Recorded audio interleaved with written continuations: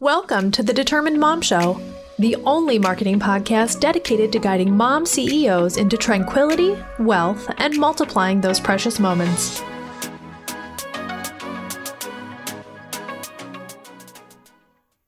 Welcome, everyone. I am here with Stephanie Xenos from The Money Muse, and she is here to share with you an amazing topic.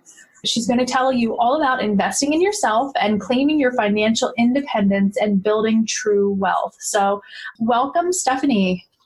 Thanks so much for having me. I'm so happy to be here.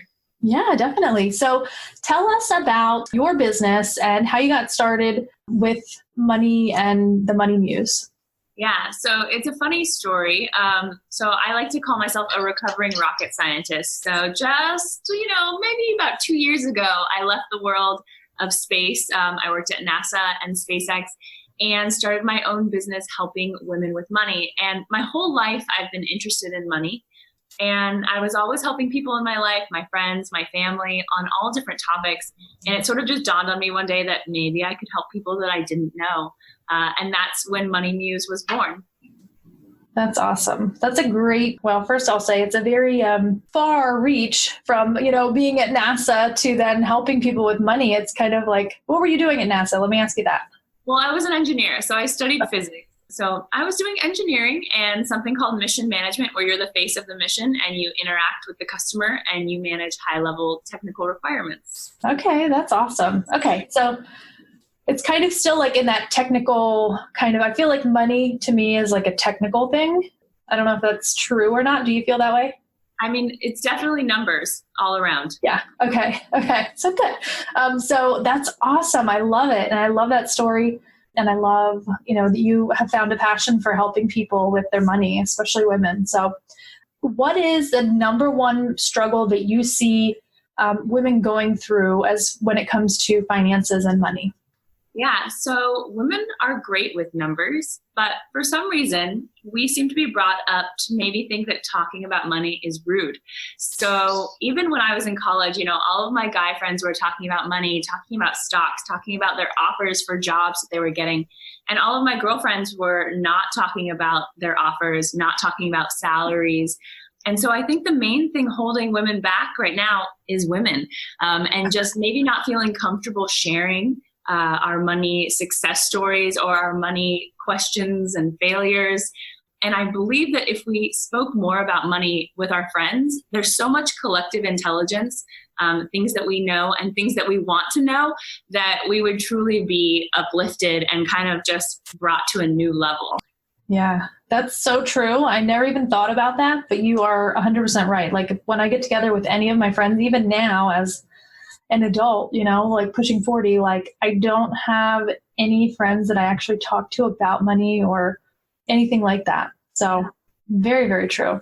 So have you used these techniques to kind of enhance your own financial kind of perspective?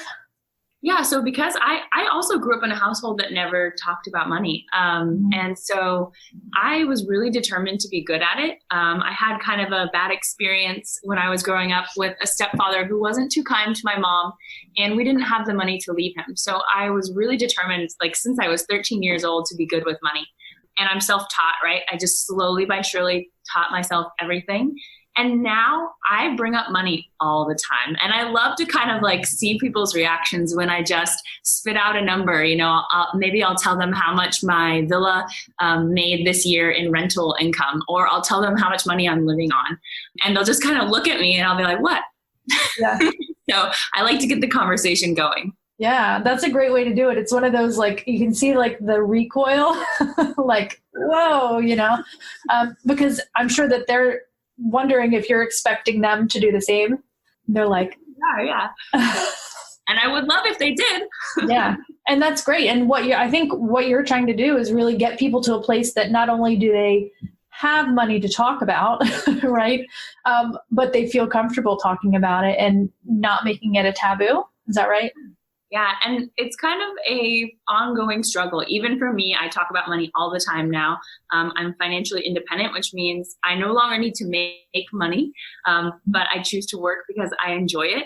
And even still, I still have a hard time sometimes, charging what I'm worth or asking someone to pay me for my services. Like it is a real thing.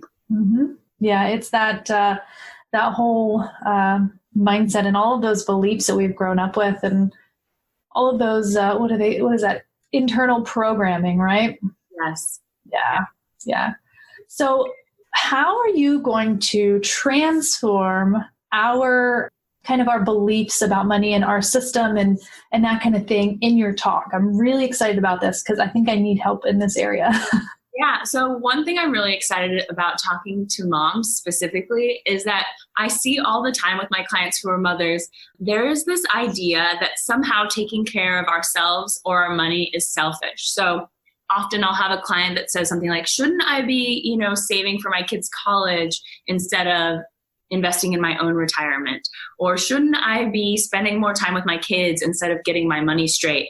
But I truly believe, especially for moms, that to be fully present and, able to support your children through their lives and to be emotionally available, you need to have your own money and safety taken care of. So we have to, like the airline says, put on our mask before we help others so that we can really show up and provide value and be there for our kids and the other people in our lives. Yeah.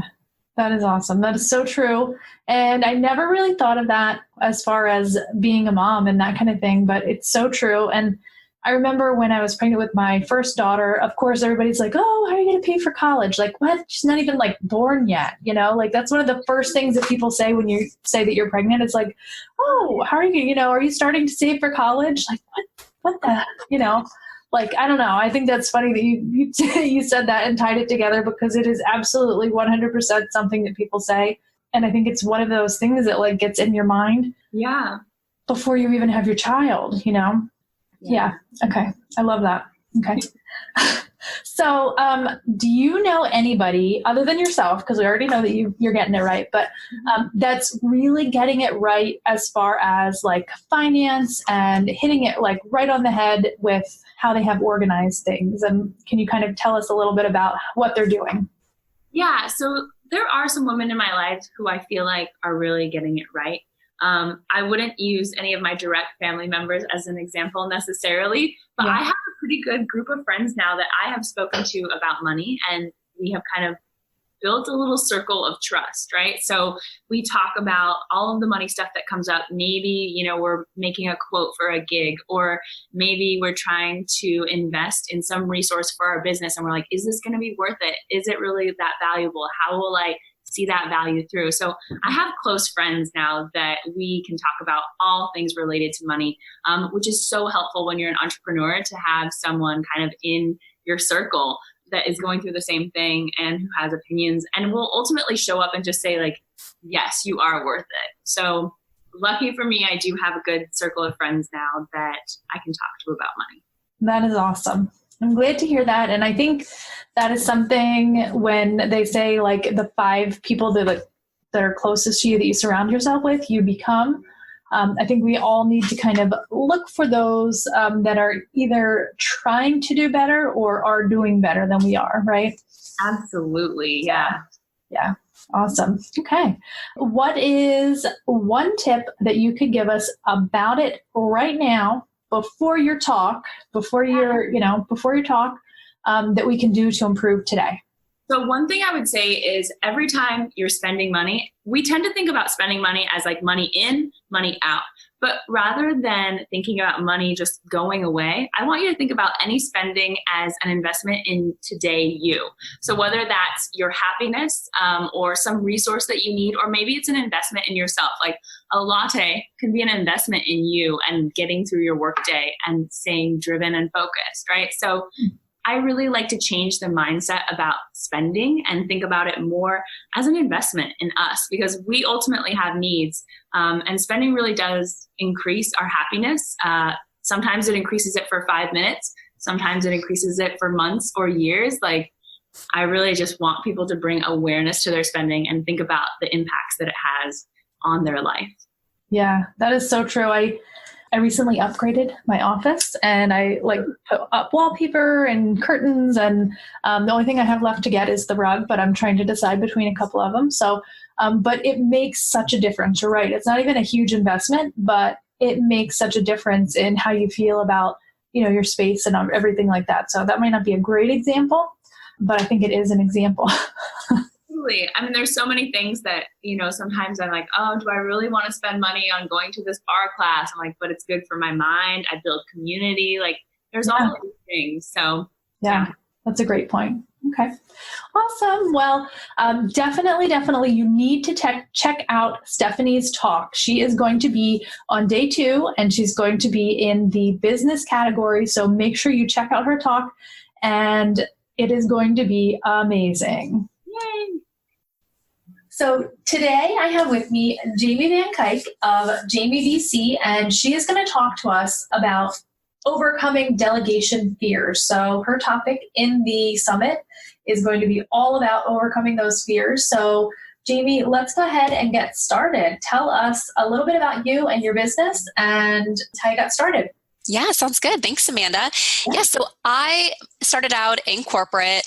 I was on the leadership track there, growing teams, working my way up I actually started the corporate company as a temp and left there when I was on the leadership team.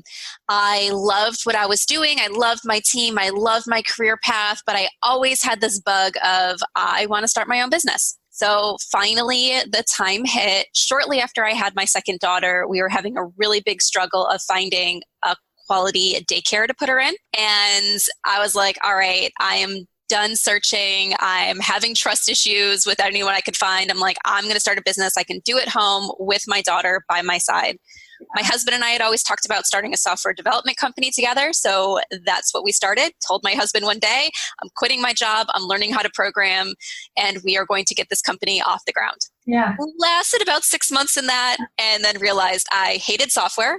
Yeah. It wasn't just so much that I didn't want to code. I didn't want to be in that industry, in that arena at all. Yeah. I was like, I am done. So I did know that I didn't want to go back to corporate yet at that point in time. So I knew if I went back, I would never gain the courage to leave again, because I'd always have that bug in the back of my mind saying, well, last time you tried, it ended up not working out. So maybe you should just stick in corporate. So I told my husband, I was like, I need a few months to figure things out and decide what I want to do. When I had first left my job, I was lucky enough that company had hired me on as a consultant for a few projects, help wrapping up some of the stuff I was working on, and then help them with a few other initiatives. And I realized at that point in time that I loved consulting work. A lot of the projects I was working on were around developing other people on the leadership team. So whether it was helping a new manager transition into his new position as a manager for the first time, or helping do other sorts of training for leadership team, realized I loved it. So I thought, that's what I'm going to do. I'm going to go be a corporate leadership trainer and working with first-time managers. During that time, I had a membership to our local chamber, and I was like, well, let me still use this chamber membership. Let me go. And there are a mix of corporate companies and small businesses in the chamber. Let me network, meet some people, find out really what the need is. And as I was networking, I kept finding myself talking to small business owners and hearing over and over again, you know what, I never had to hire until I had to do it for my own business, or I never led a team, and here I am with a business that requires 5, 10, 15 people to run. Or I bought a business and it came with employees who were loyal, had been with the company 10 plus years. And then within 6 months, they were all gone because I didn't know what I was doing and it wasn't a good transition. Or people would say, you know what, when I was in corporate, I had management experience. I hired people, I led people. But now that I'm on my own, I realized how much support I had in that environment. And now I don't have that support. So people would ask, can you help me? And at that point in time, I was like, no, I'm going to try to stay in my own swim lane. I'm working with corporate companies, but I'll find you help. And I was having such a hard time finding help for these people. Yeah. Mostly because a lot of the people that were working with small businesses on hiring or on leadership, they were focusing on bigger companies, ones with 50 plus employees that were making multiple seven figures. And I was like, but what about the small companies? What about the companies that are going to hire for the first time or having such a hard time finding that first loyal person on their team, and they've been through 8 duds and now they're trying to determine is even worth hiring or trusting anybody to help me with my business. So I decided that I would focus on those small companies that are really new to the hiring environment. That's awesome. That's such I'm so happy the way that came together, because you found the niche, like it found you kind of. Yes. By accident, but those are almost always the best type because you're fulfilling a need, that's in there. So that's awesome. Yes. I love it. So let's talk about your topic. How are you going to really help us to get over those delegation fears in your summit reporting? Yes. So the biggest thing to remember is just always tell yourself when you're worried about delegating and handing things off is, does it need to be done by you or does it need to be done right? And you'll realize there's things in your business that, yes, need to be done by you. Maybe not forever, but at least right now they do need to be done by you. And then there's everything else in your business that just needs to be done right. And if that's the case, it just needs to be done right, you can hire someone for it. You can train someone on it. So you don't have to do everything. And it's about letting go and building trust and then giving the right expectations of what it means to do that job right. Wow, that's awesome. Now, do you have a little plan for us? Do you have a little map or something that we're going to be able to kind of work through that? I mean, it sounds really simple when you say, can it be done by you or does it have to be done right? Well, I guess it should always be done right, but does it have to be done by you or does it just have to be done right? So I love that. I think that'll easily allow us to separate, but is there anything added that you're going to give to us in the summit that is going to really make it super simple for us to figure that out? Yeah, so I do have a worksheet that helps people walk through really what is it that I need to hand off? How do you set expectations? What does it really mean to be successful? Because once you know all that stuff, you can easily measure if someone's doing what you want them to do or not what you want them to do. Because sometimes when we are fearing delegating, the person could be doing things exactly right. We're just like, oh, I don't know because it's not me. So when you set expectations ahead of time, and my workbook and everything does that, helps you do that, you can then be very clear of, okay, it's not maybe exactly how I would do it because everybody's different. There's always going to be little minute things that are different, but they're doing it right. They're meeting the expectations. They are meeting the performance results that I need with this task or with this job or with this role. That's awesome. That's perfect. Okay. I'm excited for that. I'm literally in that stage of delegation right now, and I need to figure all of that out. So I'm really excited to kind of dive in and watch your summit recording and really learn all of that and use the worksheet. So, so how did this method work for you personally? Have you had to delegate anything out to do you have a VA that helps you, or do you have anybody on your team that kind of helps you? And have you had to try to do that for your own business? Yes, I have. But of course, learning how to delegate really started back in corporate. And I was just remembering back then, just having to let things go to my team for the first time. I was always, and still am, kind of like that overachiever. I like to be like, oh, well, give me everything. I can keep piling on my plate. Give me more work. Yeah. And then sometimes I was getting that work from my management team, but my team would be sitting there being like, okay, I completed all my projects for the day. What else can I do? Or what can I do to get to that next level so I can move into a leadership role? And I realized that there was stuff I was doing and holding on to that if I delegated to my team, I was starting to help them prepare for that next step. Because if you don't help employees prepare for the next step within your business, they're going to take that next step outside your business.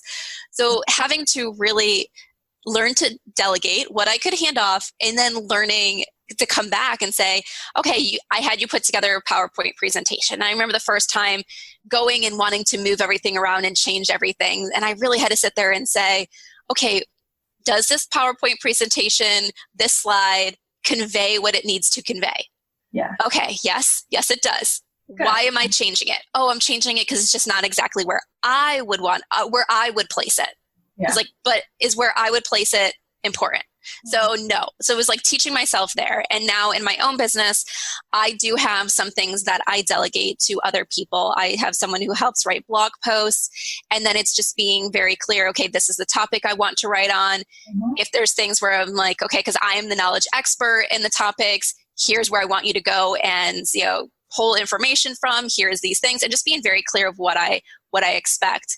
Also, this role in particular, we were a few months in and I got a post back and I was just like, okay, this isn't, at first I was like, oh, this one's not very good. And then I started looking and I was like, well, why is it not very good? Yeah. And really being like, oh, well, some of the stuff's not very good is personal preference that I never communicated. So it was like having to remind myself to go back, and it's like, it's not a sign not to trust this person anymore. It's a sign that I need to communicate some things I never communicated to before. Yeah, that's so true. And I think that in itself is one of the fears of delegation, of like doing it wrong, if there is such a thing as doing it wrong. But I know that you're going to help us to kind of overcome that as well. Yes. In your talk. So I'm super excited about that. So what can people expect when they try out your method of overcoming the fear of delegation? So what they can expect is, being very clear on what you need to do, so that way you can properly hand off things to a team member, and then how to communicate when things aren't going well. So how do you measure those expectations and how do you reset expectations? Because when you're able to do all that, you can get the help and support that you need within your business. Because when you try to hold everything yourself, you can only go so far in your business. You have a personal capacity. So either you have to trust other people to help you grow your business, or you become stuck. So when you delegate and go through the tips and techniques I'm going to share with you, you're able to expand your business beyond yourself or beyond the team that you have today, and be able to go in new directions and earn new revenue and create more profit for yourself. Hi everyone, Amanda Tento here, and I am here with the fabulous Katie Fleming, and she is going to be teaching us how to create our fixed six-figure to-do list and go from hurried hustle to strategic flow in our marketing. So welcome, Katie. Yeah, thank you so much for having me. I'm so excited to chat with you. Yeah, and I am very excited for you to be here, and I love networking with amazing women like you and also learning from you. So definitely tell us a little bit about your business before we get started. Sure. So my business came out of my own journey towards figuring out what business could look like alongside of raising a family. And when I immediately say that, it takes me back to the moment where, I had a 4-month-old 6 years ago who I had figured out a way to make money from home and was doing like the virtual operations systems kind of thing from home, not really realizing there was this whole online space here. And she got to this point where she stopped napping. It was really hard to still do the client work while showing up as the best version of myself for her and my family, and also myself. And I just remember having what I call a kitchen floor breakdown moment, where I was literally on the kitchen floor breaking down, telling my husband, hey, I can't do this anymore. I've got to throw in the towel. I'm just going to be a stay-at-home mom. This is what I've got to do. And he said, baby, you totally can do that. I support you. Whatever you need to do is fine. But I also know you. And I know that weeks down the line, months down the line, you're going to come up with some new business idea, some new grand way to change the world and make things better. So why not just figure out a way to take what you've already started and pivot into something that will actually serve you? Mm-hmm. And so it's not been like a quick journey, but over the last 6 years, it's been realizing, okay, what are the business models out there that are actually going to serve me in the best way, my clients in the best way, and also my family in the best way? Because there's a lot of gurus out there, a lot of people out there that, are 30, 40-year-old men who have great advice, but it doesn't necessarily apply to us women who are at home as primary caregivers of our kids and our families. Yeah, I agree 100%. I love that. So how does that, what do you do now? Like how do you help people now? So now I coach mom entrepreneurs who are scaling their services, coaching and consulting businesses to 6 figures, and they're wanting to build that into their life in the way that works best for them. So for a lot of them, it's 20 hours a week. For some, that looks like 10 hours a week, or maybe it looks like more, but it doesn't really matter. The point is that we define what your ideal mom life is, and we build a business that's going to work around that. That's awesome. I love that. And I think that's one of the things that we struggle with the most. But what do you feel like is that biggest struggle of a mom that has a business and is trying to get to that 6-figure mark? What is the biggest thing that holds them back? So one of the biggest things is that they think they're missing something. They're constantly seeking that magic bullet or the one thing that they need to get success, or, you know, one more podcast. I just need to read one more book and do one more thing. And you have all of these different pieced together marketing strategies, but really nothing is pointed at what's going to bring you the highest and best return. Mm-hmm. So in my methodology, I start off with messaging. We've got to figure out who you're talking to and how you're helping them. Then we can go into offer structure and making sure that offer structure actually fits with your ideal life. So as like a dramatic example, you can't work with one-on-one clients for $100 a month, because in order to hit a 6-figure income, you'd be working with 80, if I'm doing the math correctly. Yeah. Yeah. You know, and that's just not feasible for like having a family. Yeah, no, it's not. So we got to have an offer structure that's going to fit in and bring the highest transformation for your clients, but also give you the highest leverage as an ambitious mom. So then we go into your marketing plan and your sales plan. So those are the 4 steps of my methodology. Okay, that's awesome. So can you give me an example of someone, maybe a client, a former client, or just anyone that you see out there that's really getting their marketing and their messaging and their offers and everything right? Yeah. So it's figuring out specifically like what is that one thing that's going to be bringing in the most leads for you and going all in on that until you've got it figured out and dialed in. You can bring in other sources after that.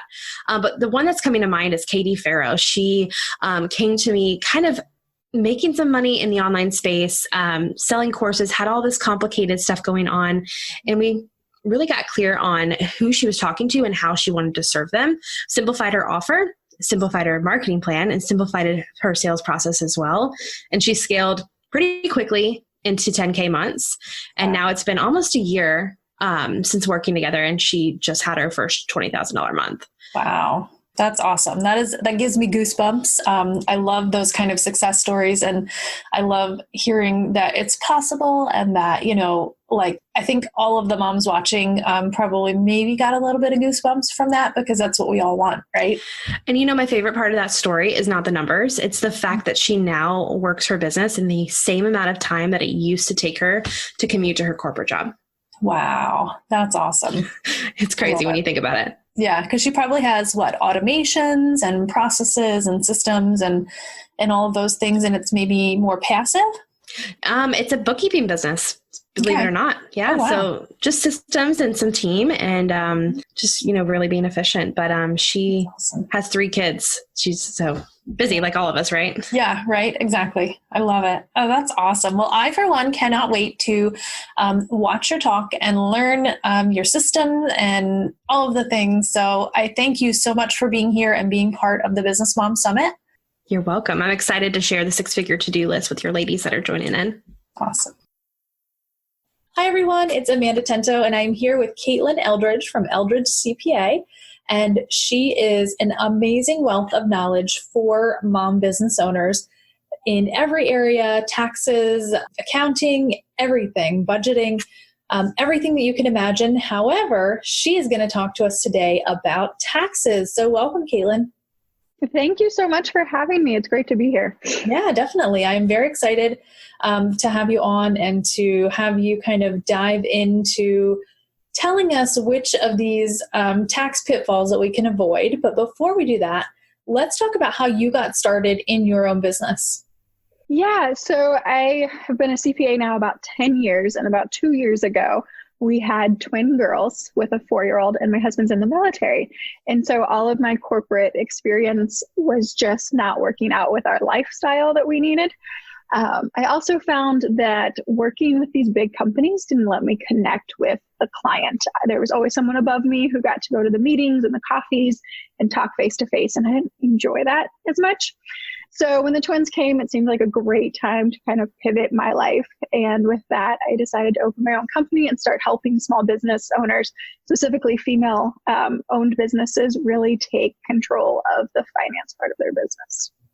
That's awesome. So I can imagine that having twins on top of a 4-year-old, was she 4 at the time? When they were born, she was 2.5. Oh my goodness. That's crazy. Okay. So yeah, that would not be conducive to that environment. Like even just not even talking about those professional things, like the not meeting the clients, but just the life part of it. I can completely understand how that did not mesh.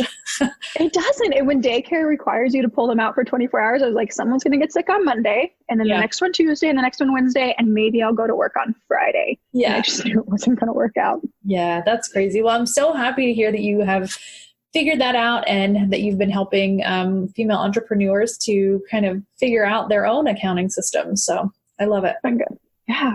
Yeah.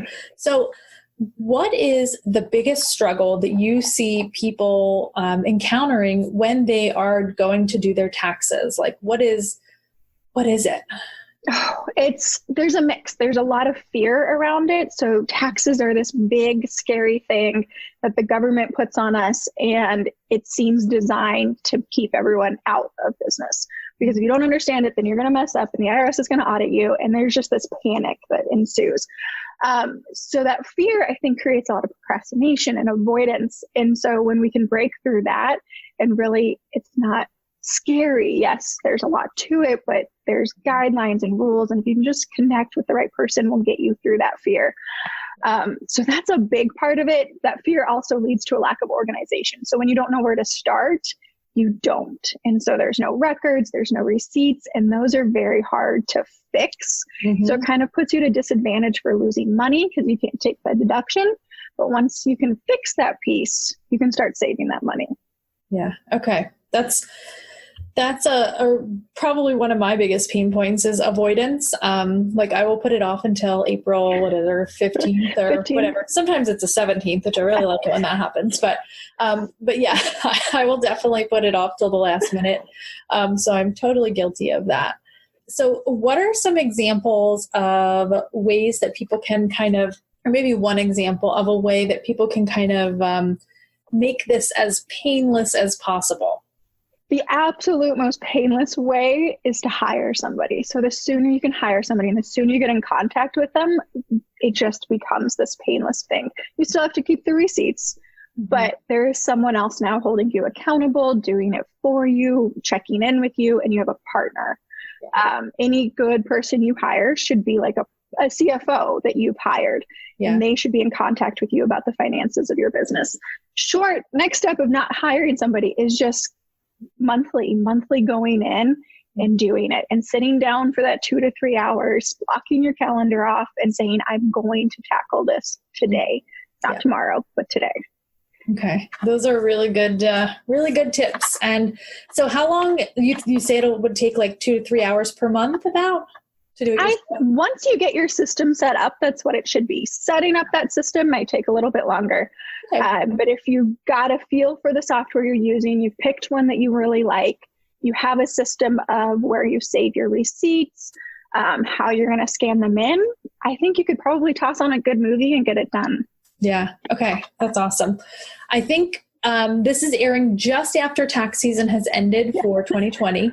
I mean, the actual session, but there's still a lot of time left in the year to kind of put all of these things that you're talking about in place. So then that way in 2021 in January, which sounds really far away, but we all know that it's like right around the corner. I don't know. Yeah. Like to me, it always feels like I go to sleep 4 times and then it's the next year. I don't know. Yeah. But so putting these systems that Caitlynn is going to be teaching you into place right now, right here, April of 2020 is going to be a lifesaver come next year. So it really is. And June 15th is when the next estimated payment is due. So we really don't have that much time before the IRS is asking for more money from a small business. Yeah. Yeah. That's a very good point. And it's right around the corner. So do you have any like software or systems or anything like that you really recommend that are great for people to keep track of things, or like maybe an app on your phone? Like what is like the must have for your clients? Yeah, QuickBooks is the leader in the industry. They have developed a very robust system that incorporates a lot. So though you're paying for it monthly, they have given you a mileage tracker, they've given you a receipt bank.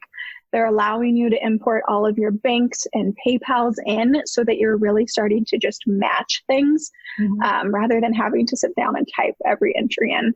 Yeah. So I really like them. However, FreshBooks and Wave are coming in fast and people really like them for the low cost solution.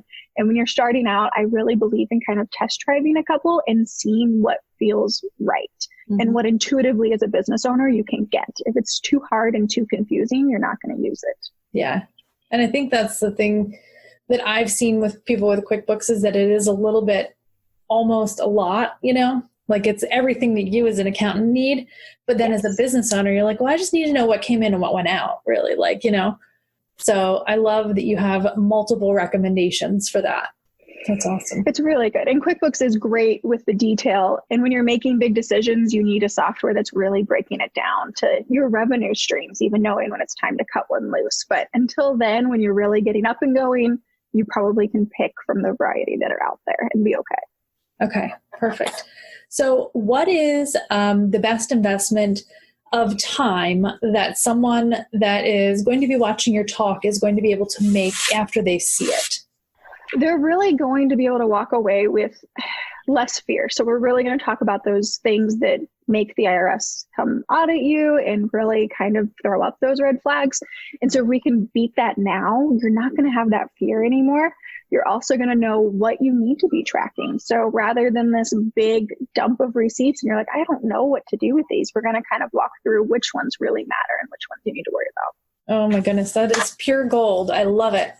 I love it. I love it. I can't wait to see your talk, and I hope that it will help me also get to be less fearful and more organized and less procrastinating. I don't even know if that's a word. Procrastinatorial. Is that a word? Either way, procrastination. Yeah. But yeah. So whatever that word is, let's get rid of it and replace it with Caitlynn's session, so then that way we can get over it. So thank you so much for agreeing to be part of the Business Mom Summit. I know that you're going to bring so much value to everyone that watches your session. Oh, it's my pleasure. I really can't wait to talk to everyone. So. Hi, everyone. It's Amanda Tento, and I am here with Rachael Lenzmeier Jencks, and she is probably my favorite business coach. Not probably. She's definitely my favorite business coach. And I absolutely love her. She has a business called The Fulfilled Mama, and it is amazing. She teaches moms how to overcome all of the obstacles in their business and basically get their time back. So welcome, Rachael. Thank you so much for that wonderful welcome. Yeah, definitely. You are my favorite business coach, probably because you're my business coach, but I might be partial. But anyway, so let's go ahead and talk about your topic and how you got started. So tell us a little bit about that. Yeah, so I always say I went to school for a very, very, very long time to get my law degree and my CPA and a master's in business. To find out that once I had kids that I didn't want to be stuck in an office and I didn't want to be tied to somebody else's timeline. And so we have 6 kids, and after having our 6th one, I just said enough was enough of the whole office environment. And I decided I wanted to start my own online business. That was about 5.5 years ago. And I actually started in the health and fitness industry. Because I love that industry. I've always loved health and fitness, and it was something that I enjoyed and I thought would be just a ton of fun to work with. But over time, I realized that the biggest obstacle that the women I was working with came up with was that they just didn't have enough time. And I also learned a lot of business strategy and all the ways to build funnels and how to price your offers and all those things. And so I gradually evolved into helping women with their business strategy, but also with saving time in that business strategy. That's awesome. I love it. So do you feel, your topic is you're going to be teaching us goal setting for business and financial growth. Now, what do you feel like for mom business owners in particular is the biggest obstacle?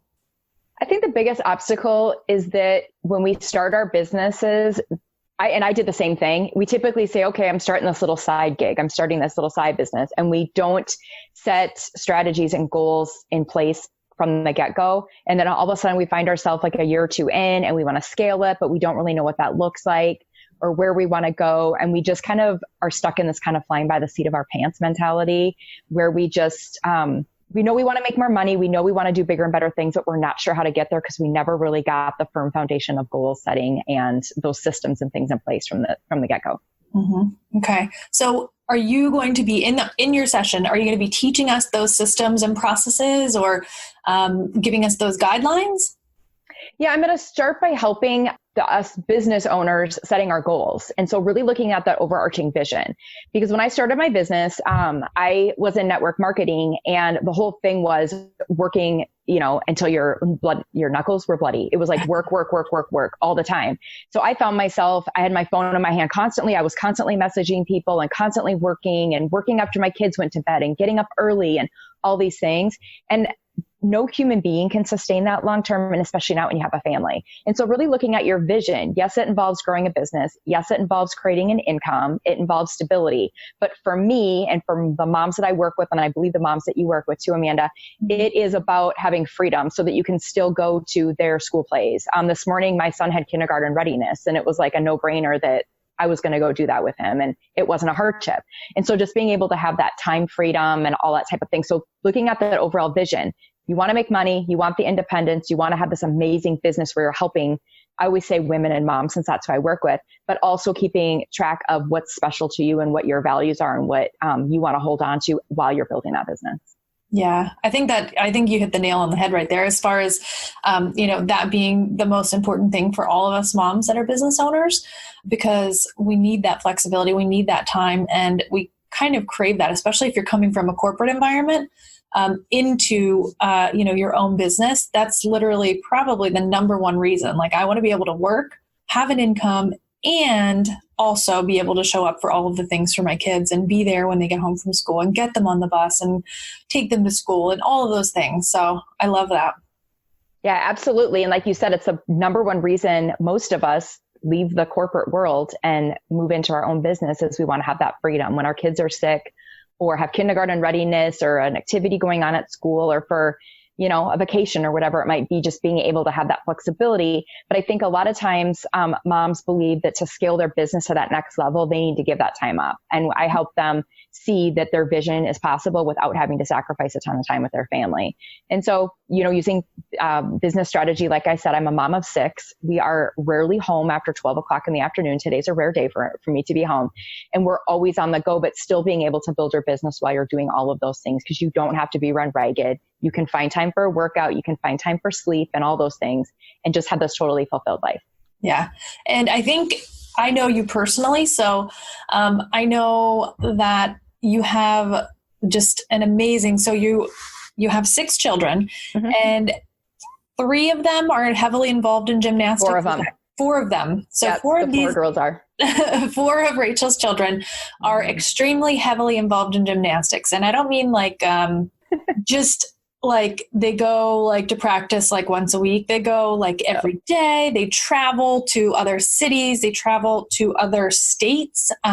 Rachel actually helps organize the gymnastic meets. I mean, like, it's crazy the amount of involvement that she has in the kids' life. And you homeschool, right? Yep, I do. I homeschool 2 of the kids. Yep. And she has her own business, and she supports her husband in his business. So she is like a great example of, if anybody has their time organized and uses it properly, it is Rachael. And she still gets everything done that she needs to do. So most days. I don't want to show you what the room around me looks like right now, but most days it's all put together. That's like a big part of that is setting your goals and having them set in line so that you're able to do all of those things and not wasting time doing a bunch of stuff that's not going to get you where you want to go. Yeah. And I think that is what I love about you, and I love about your coaching, is like, if it's not important, you're not going to do it, and I love that. So awesome. So I am very excited to watch your talk, because I want to learn everything that you have to teach. And I'm very excited to have you as part of the Business Mom Summit. So I hope that you are going to attend Rachel's talk and learn how to, grow your business through goal setting. So thank you. Yes. Thank you so much. I'm looking forward to it. Hi, everyone. Amanda Tento here, and I am here with Allison Nelson from the Nelson Company. She is going to be teaching you and me how to use Trello to organize your life and business. So welcome, Allison. Hi, Amanda. Thank you so much. I'm so excited. Yeah, definitely. So I do want to start with, asking you how you got started. I know that you are a business coach, but I also want to kind of figure out how you got started and how you kind of figured out that Trello was the right thing for you. Sure. So in 2018, my husband and I actually started a business together. We started an e-commerce business. It's a boutique for women who are busy moms, and they wanted to, we wanted to have our target audience laugh a little more, create community. And what I found was a lot of women were coming to me and asking me for business advice. So I said, wow, okay. So I helped some people and decided to become a business coach about a year ago.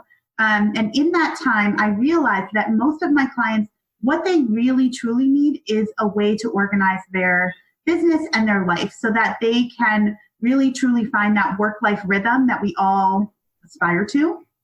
So that is where I started with Trello. I feel like I have tried every other project management system that's ever existed online, even the ones that are sort of like Microsoft Excel and things that you don't have to pay for or anything. And I came upon Trello when I hired my first business coach to help me with my business coach business. And I just loved using it. I loved being on the other end of it. And I said, you know what? I think I'm just going to try it. So here I am about 8 months later, totally obsessed with Trello and telling everybody I know about it. Okay. Awesome. I love Trello as well. I use it for collaborating with my husband and weird personal boards that are just like collecting things and links and all that kind of stuff. So yeah, it's really less clutter. Yeah, definitely. So what do you feel is the biggest hurdle that people face when they're trying to kind of get organized and figure out how to use Trello? I think the biggest struggle that people have with their business and what Trello can fix is that there are so many moving parts. Especially when you're starting your business, you have so many things you need to do. And even just marketing your business alone, there is so much that goes into that. Writing a blog post takes like 20 steps. A lot of people don't realize that.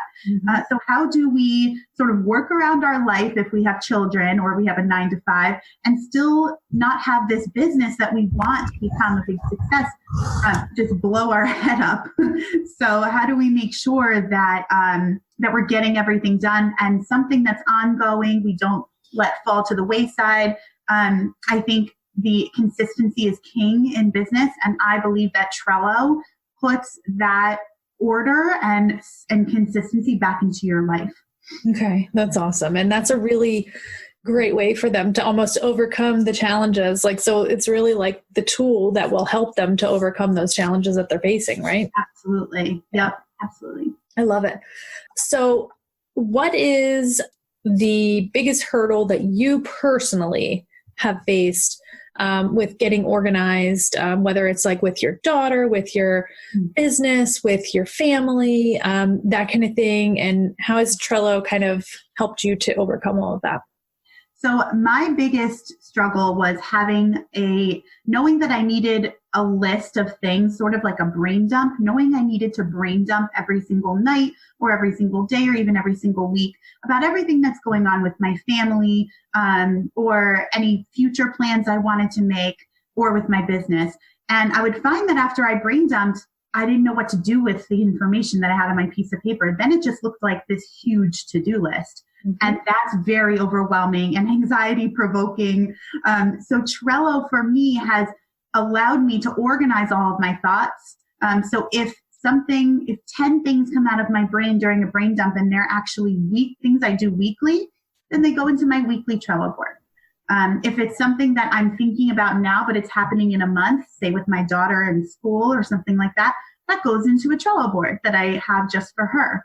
And it's got due dates on it, and I know when I can look at it and not feel so overwhelmed. So Trello has given me the opportunity to not have the huge to-do list that we all love to make but hate to actually use. Yeah, I hate to actually implement and check off all of the things. I understand that. Yep. So if anybody is watching and they don't actually know really what Trello is, can you give a little bit of an idea of what it is? Can you use it on your phone? Can you use it on your computer? Give a little bit of an overview of what the actual software is. Sure. So it's a project management system. It's a website. It is an app as well. You can get the app too. And I like to think of it as basically this board of sticky notes, but it's actually organized. So sticky notes in the fact that you can color them just like sticky notes. You can move them around the way you can move sticky notes around, but it's digital. So it can come with you wherever you are. You don't have to have this big wall of sticky notes. And you can have as many Trello boards as you want. And they can be pictures, or they can just be text. They can be checklists. You can add, like you were saying before, you can add links, resources and things like that. So it's basically a way to keep any email you've ever wanted to keep, but not keep it in your inbox. It's a way to make it as visual as possible, because I believe we are mostly all visual learners. Yeah, so definitely I am. Right. So it's a great way to sort of have that sticky note feel, but have it a lot more organized and a lot less, tactile, I guess, a lot less crazy. So, and also you can share it. So like you were saying before, you can share it with your husband, you can share it with teammates if you have any, or if you will have some in the future. You already have your system set up for whatever thing you want to set it up for in your business. And, you hire a VA in a year, you hire an accountant in a year, a bookkeeper. You can kind of just say, here's my process. This is what I've been doing. So It's a great way that's what Trello really is. I know a lot of women use it for just when they're on the go, if they're going food shopping. You can use it for that too, because you may throw out your food shopping list at the end of the week, but isn't it more efficient to have your kind of constant food that you always buy every week or every month on the same board? Check. Yeah, I have used it for that in the past, but I kind of go back and forth between the two. So not really consistent with that, but if I was, I would definitely be using Trello. That would be my preferred method. No, I know. It can be hard. Yeah. Okay. So what is one thing that you want everyone to know that will basically change their life if they start using your method for Trello? So I want people to know that if the only way that I feel you can grow your business and scale your business to where you want it to go is by being consistent, by staying consistent and by having consistent action. Trello is a way to keep you accountable for that when you're an entrepreneur and you're a team of one and there's nobody else to keep you accountable. So that is what I want people to have the biggest takeaway of, that this is kind of your best friend, your best business, your business bestie, and it keeps you on track. Okay. Awesome. Well, I am very excited for your talk, and I know that there's going to be a ton of things that I'm going to learn by watching it. And I hope that you, the audience, will definitely check out Allison's talk, and she is going to be on day 3 business. So check it out. Hi, everyone. I am here with Katie Hornor, and she is an amazing, amazing coach, business coach. She coaches women, Christian women that are business owners, and she is here to talk to us today about courses. So creating your own course, and welcome, Katie. Thank you so much for having me. I'm excited. Yeah, definitely. So I have some questions for you that I would love to ask. So let me ask you first, how did you get started in your business with business coaching? Okay, so short story, because it's a really long story, but we've lived in Mexico since 2007, and we came down originally for mission work. And so when a couple of those assignments kind of ended unexpectedly and we were stuck here, literally stuck here, you didn't have the income that went with the assignment that we didn't have anymore either. We're like, well, now what do we do? And so we decided to start a business, and that business became lemonhouse.com, that provides training and homeschool materials for Spanish-speaking families. And then a couple years into that, once we kind of figured out on our own this whole online business stuff, we started training English-speaking online business owners. And so all of that has morphed into what it is today with Handprint Legacy, where we train Christian women in business to create courses or to speak and write their books, get their message out to the world that they have to share. So that is awesome. So what is the biggest struggle that you see those women business owners having when it comes to like creating a course or kind of figuring out even what they would create a course on?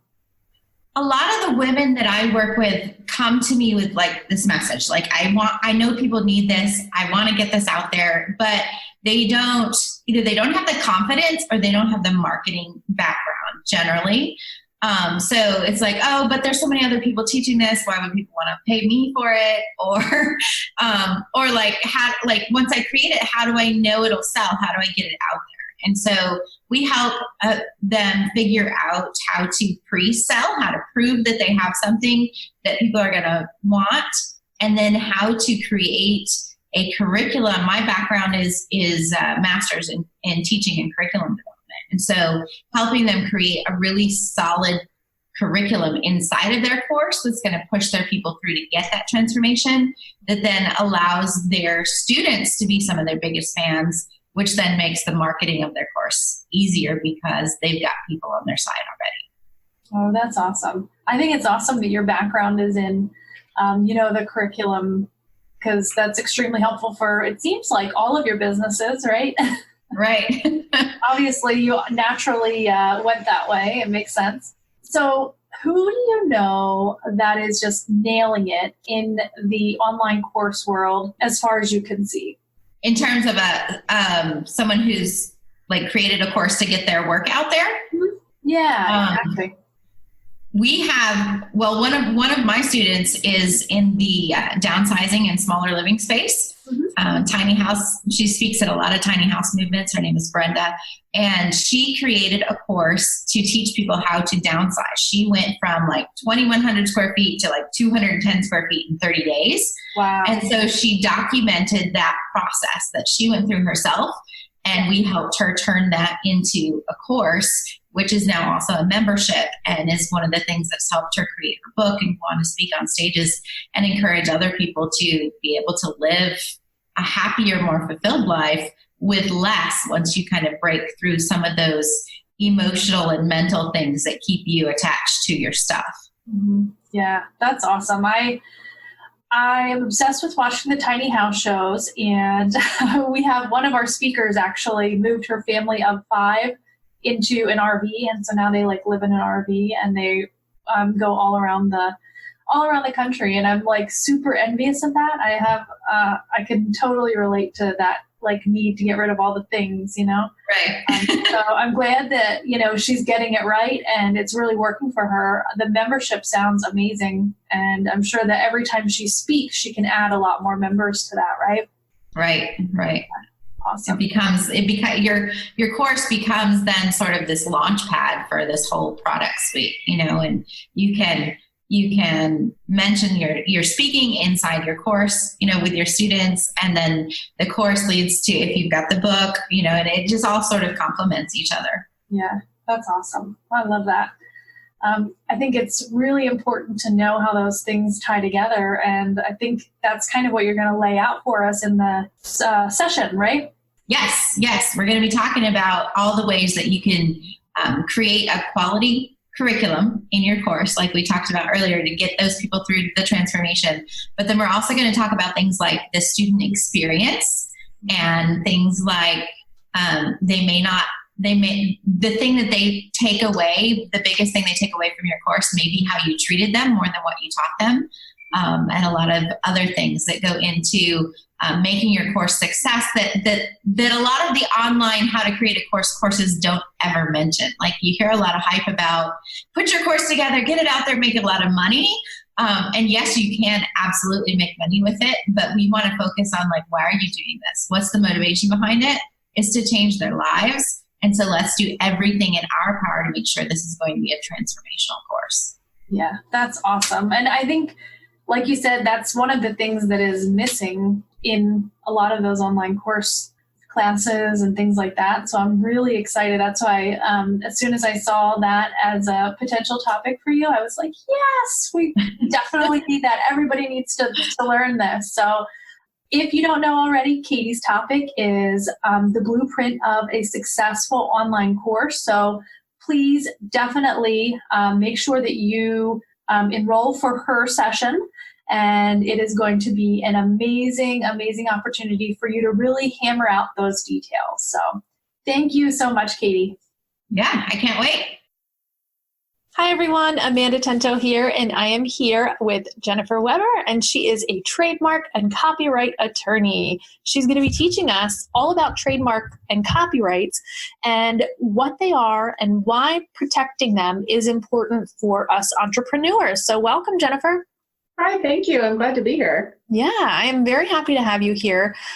This was a topic that I really wanted to have included in the Business Mom Summit because I know a lot of the established mom business owners are at that point in their branding and in their business where they might want to start that process of trademarking and copywriting, and they're not sure if they should, if they shouldn't, how to do it, all of those things. So I'm so honored that you're here to share this with us.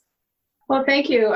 It's something I absolutely love to do. It's why I wanted to go to law school, was to do trademarks and copyrights. I'm that interested in it. That's awesome. And so what I love is really helping people learn about this. And a lot of work I do is to educate people because the concept of intellectual property, people might think they know it or they don't. And so I just help break it down and then help people strategize on how to identify and value their intellectual property in their business. I love it. Okay. So tell us a little bit about how you got started in your business and in helping entrepreneurs. Gosh, well, I am one, and I've been an accidental one and an intentional one. Sort of both ways. So I really, truly wanted to do, I've been practicing about 20 years, and I really wanted to do intellectual property because at that time and space, trademarks and copyrights and the idea of intellectual property converging with the internet was all new. So I've been working, in that space for a while. And so after law school, I started my own firm, basically it was just what I was doing, enjoyed it, and was good at it. And my other clients were other attorneys, actually. So it worked out for them. I was providing a service that at that time didn't exist. Now you can hire pretty much anyone on a contract basis, virtual assistant, but that was new to me in that space. Then I got to spend about a decade with a firm and really niching in onto intellectual property and litigation. So I've seen it from all sides when things are going well and help you protect, or what happens when you did something a little too late or not at all, and most people think of lawyers as they're on the plaintiff side, or the defense side. And trademarks and copyrights, you can wear both hats because you want to protect your stuff and you might need to stop someone else from harming your brand, or you might find out that you accidentally are getting too close to someone else's brand. So I help people navigate that, and being proactive is the best thing, to learn about it, to know what you should do and think about, and then being proactive in setting a budget. It's really important, to keep things but just to, keep going and know what to expect so you're not getting surprised, because unfortunately that happens too often, and being surprised that you're infringing someone else's things can be very, very expensive. And I don't care what people say about business. It's not just a business decision. It's very personal to all of us, and it can be heartbreaking if you've invested so much. Yeah, I definitely agree with that. I've seen even just some weird things happen with like photos and that kind of thing, being in the web design industry. Mm-hmm. I had one of my clients who had like a website that was created 20 years ago, before anybody knew anything about internet and like using other people's pictures and all of that stuff. And they had a picture that they found on Google or Yahoo or whatever, dog pile back then, who knows what it was. Right. And it was a picture of a mountain, and they put it on their website, and literally as I'm getting to redesign their website, they got sued for it. I'm like, how does that even, it's been there for 20 years. Did you not notice it 20 years ago? But anyway, it's just an interesting thing, and that it does happen. So it's something. And probably I represented a client about 15 years ago where that happened. And they were doing everything above board, or where our client was had the copyrights in the images, mm-hmm. and found someone was using their images without permission, and they had registered their copyrights, which is a key step that I'll be talking about. So I had to send a cease and desist letter to this woman. I was in California, they were in Ohio, whatever, and she was mortified, absolutely mortified. She's like, of course I'll take these down. She's like, my web designer just grabbed them without permission and put them up on my website. Yeah. So that's a case where it was like, okay, resolved, you know, and so there is accidental infringement, but it's still infringement. And that's the unfortunate part in that. But it's amazing out there. Yeah. And I think it happens more than people think. I've encountered a lot of clients that, you know, aren't aware that just Googling something doesn't mean that it's okay for you to use. It's really a kind of one of those areas that requires a lot of education and that kind of thing. So I'm very excited about your talk so that way you can educate us. Yeah, it's sort of like lots to look out for. I think, you know, I really love what I do, but sometimes I feel like come across as a downer, like you can't do that and you can't do it. You know? Yeah. It's like, it's for your own good, you know? Yeah. That would be a great commercial of like, you know, like, can I do this? No. Can I do that? No. Because lawyers say it depends a lot, but sometimes you're just like, no. No, you can't. No. I love it. On a funny advertisement. That would be pretty fun. Yeah. That sounds like a funny commercial to me. But so what do you feel like is the number one struggle of business owners when they're getting ready to either trademark or copyright something? I think that if you're aware, if you already know what you need, you know, that you know this is important, or you've sort of heard about it, need to think about it. So there's different stages. I think that, like I said, I got into business and that was a good 5 years, but, you know, it just grew. And I think that's the entrepreneurial experience. Yeah. So if you're in your first year, you might just be thinking about, I need my LLC, or I'm a sole proprietor. Do I need to think about anything else? Yeah. If you're farther along, you know you like this business and you want to keep it going. And that's a really good time, if you haven't already, to evaluate what your intellectual property is. You might be surprised that you have more than you think, and there's different ways to protect it. And I think the biggest shock is cost.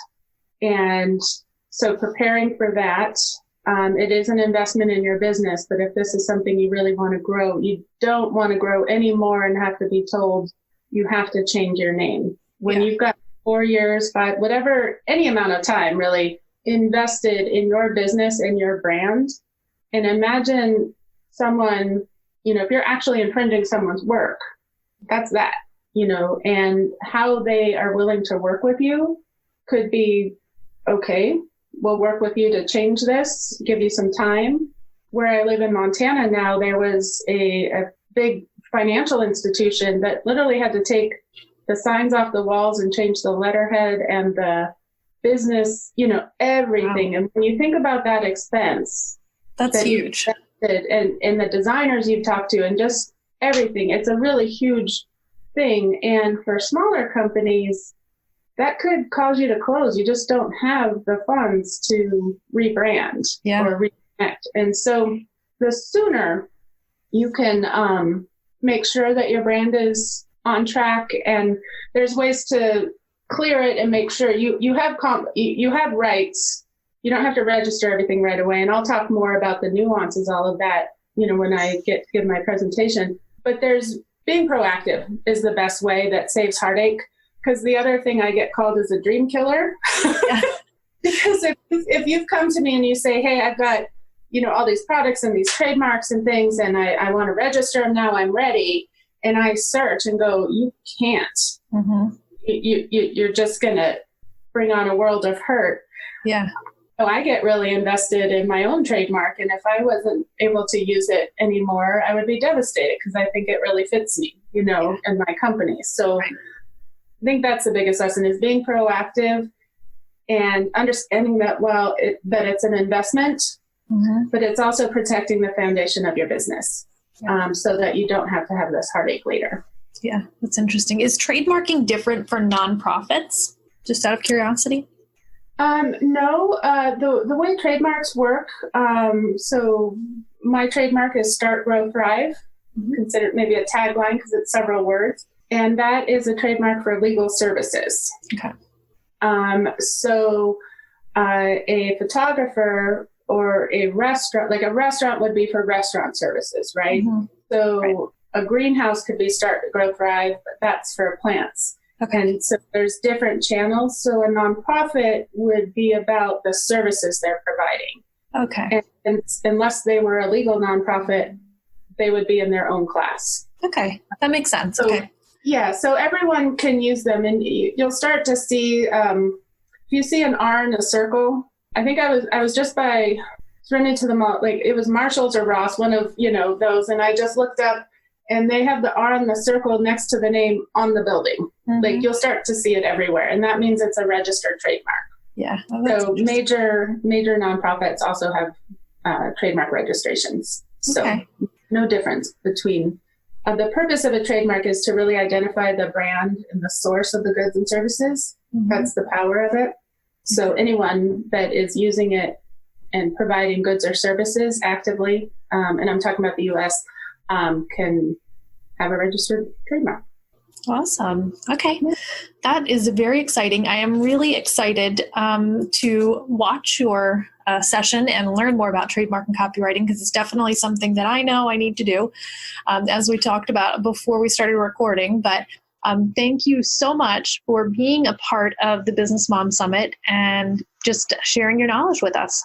Thank you so much. I'm really glad to be here, and I'm excited to not only be a speaker, but to listen to so many other fabulous speakers. Yeah, there are a ton of amazing ones, just like you. Thanks. Feel very validated. Good. This episode of the Determined Mom Show is brought to you by the Business Mom Summit.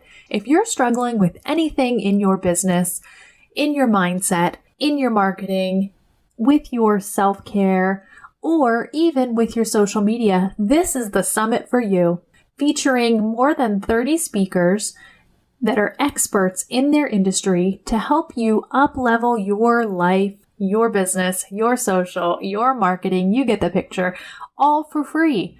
You can attend the Business Mom Summit for free, and it is a virtual summit, so you don't have to fork out any cash for travel expenses or hotels or babysitters or any of those things. You can attend from the comfort of your own home.